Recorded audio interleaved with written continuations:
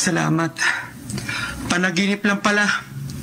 Nakita ko na naman kasing binabaril si tatay. Ano ka ba? Ang tagal-tagal na yun. Kasi naman, sobra yung kinain mo. Binabangungot ka tuloy. Sobra kasi magpakain si Tita Rio eh. Lahat ng hinahanda, masarap. Nalalasap ko pa yung yung spaghetti. Grabe yung cake. Naipacho nga yata ako. Ay, nako. Alam mo, Raul, nagtataka talaga ako sa'yo kung bakit nagseminarista ka. Lagi ka namang minumulto ng tatay mong sundalo. Dapat, nagsundalo ka. Para naipagiganti mo siya. O kaya, dahil matakaw ka naman, dapat nag-chef ka. Oo, tama, chef! Anong chef? Chef? Dugay ka na sa Manila? Tonto ka pa rin? Hindi ako pwede maging chef.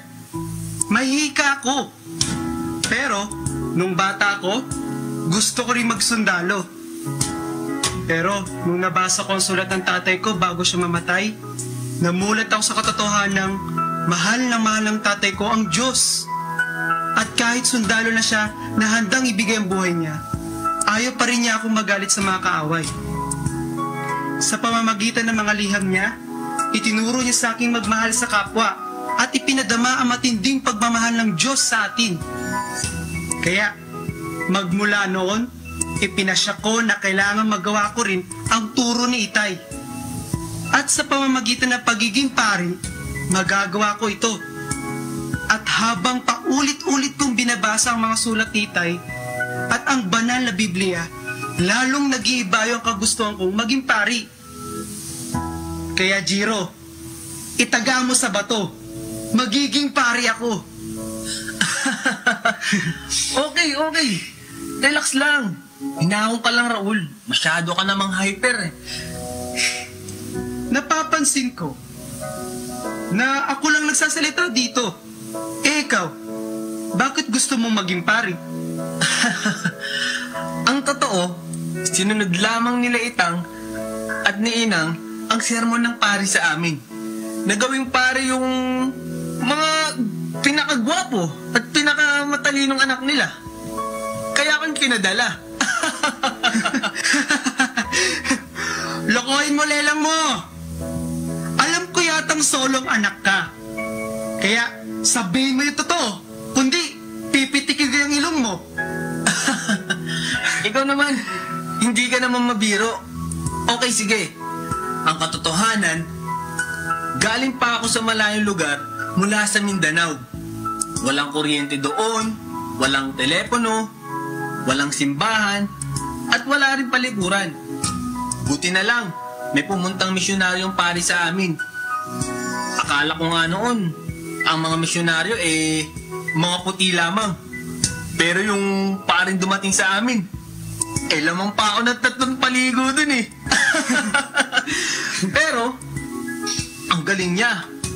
Napahanga niya nga mga kanayong ko eh. Kaya, maraming nabinyagan, maraming ikinasal, at syempre, maraming nakinig ng misa. Naging idol ko nga siya eh. At palagi akong tumutulong at lumalagi sa simbahan. Kalaunan, napansin ni Padre yung interes ko. At himala, inalok akong pumasok sa seminaryo. Syempre, hindi na ako nagpaligoy-ligoy pa. At nung lumawas siya sa Maynila, kasama na ako. Pangarap ko rin maging misyonaryong pari. Alam kong marami rin akong mayayakag mag-aral magpari. Teka, mag-aalauna na. Malilate na tayo sa klase. Nanay mo pa naman ang teacher ngayon. Nako! Lagot ako sa nanay ko. Tara, takbo na tayo. Anak, bakit humahangos kayo? Mano po, nanay. Kala ko kasi po namin na late po kami. Hindi pa. Magsiupo na kayo. Nandyan na ang ibang seminarista. Good afternoon, class. Good afternoon, Teacher Josie. Ang paksa natin ngayon ay tungkol sa kahalagahan ng misa at ng Biblia. Sa kasalukuyan, marami ang pumupuna sa atin. na hindi raw tayo nagbabasa ng Biblia at ang banal na misa ay hindi raw naaayon sa Biblia. Anong masasabi mo, Derek? Di po totoo yan.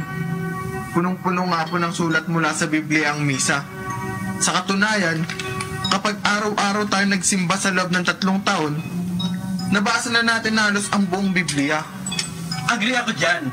Kung tutuusin, bago pa man isinulat ang Biblia, ipinagdiriwang na ng ating mga ninuno ang banal na misa. Dahil sa sabi ni Jesus, nagunitain natin palagi ang naging buhay niya. Ang matinding pag-ibig niya sa tao, ang kanyang pagpapakasakit na kahit ang dugo niya at laman niya ay inialay niya sa atin para makasama niya tayo sa buhay na walang hanggan. Kung iisipin mo, grabe ang pagmamahal niya sa atin dahil isa siyang Diyos. Pero, natiis niyang maging tao para maligtas lang tayo. Raul, kanina ka pa nagtataas ng kamay. Ano ang gusto mong idagdag? Malapit po ang paksa natin sa puso ko. Sabi po ng yumaong kong tatay, basahin ko daw ang Biblia na parang isang love letter. Raul, matagal ang yumawang tatay. Natutuwa ako na hindi pa rin naaalis sa puso mo ang pangaral at habilin niya sa'yo na basahin ang Biblia na parang love letter. Love letter? Ano ka ba, Raul? Nag-aaral tayo para maging pare, pero panliligaw sa babae ang nasa kukote mo. Grabe ka? Teka muna, hindi pa ako tapos. Ang turo ni tatay, ang Biblia ay kwento ng pag-ibig ng Diyos sa atin. At kung papaano siya palaging namamagitan para may ligtas tayo. Dapat daw ituri ko isang liham na pag-ibig ng Diyos ang Biblia. Para sa akin at gayon din para sa lahat ng tao. Kaya ako, gustong-gusto kong dumalo sa misa dahil nararamdaman ko ang pag-ibig ng Diyos at naalala ko palagi ang aking tatay dahil punong-puno ng sulat ng Biblia ang misa. Tama ka. Ang madalas na pagdalo sa misa ay isang paraan upang maghilom ang sugat sa ating puso. Di ba mga anak? Oo, yes ma'am. Aba, okay ang sinabi mo, Raul, ah. Kapag itinuring kong isang love letter ang sinasabi sa misa, baka hindi na ako makatulog sa homily. Sige nga, paano mo ginagawa ang pagbabasa sa love letter? Okay lang po ba, Teacher Josie, na ikwento ko ang tungkol sa Biblia? Oo naman. Pati nga ako interesado eh. Ganito po yun.